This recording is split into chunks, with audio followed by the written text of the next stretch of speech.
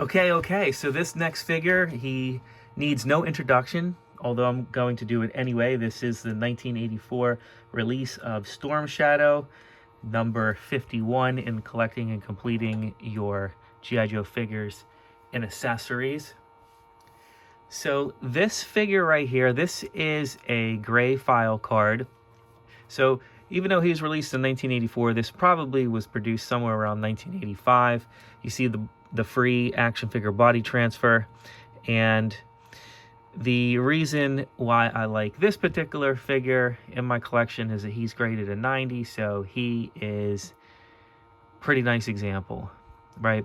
And I'd say that Storm Shadow and Snake Eyes are the two most recognizable figures associated with the G.I. Joe line. You know, of course, leader-wise, you have this Duke Cobra Commander thing, but really, I mean, he's like embodies, you know, the G.I. Joe figure line, in my opinion.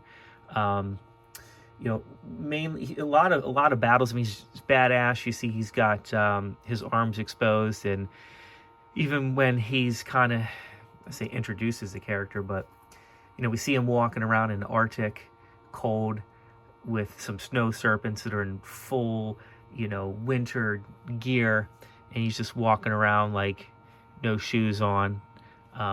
You know, we're introduced to Bazooka and Quick Kick at that time, talking about frozen fudgies.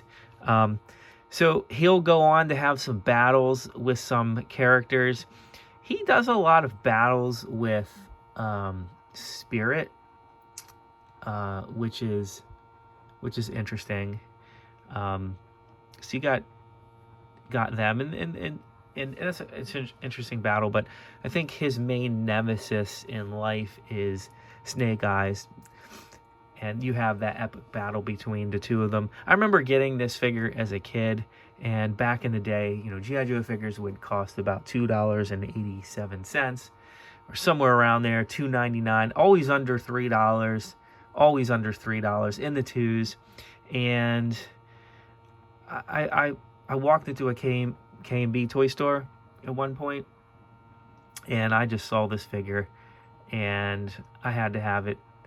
And I never asked my parents for anything. I never asked them for specific G.I. Joe figures, unless it was like a wish list for Christmas. But when I saw this, I grabbed it, and I grabbed one for my brother. They had two of them, and he was priced over $4, like over $4, which is a ton of money for a G.I. Joe figure back then.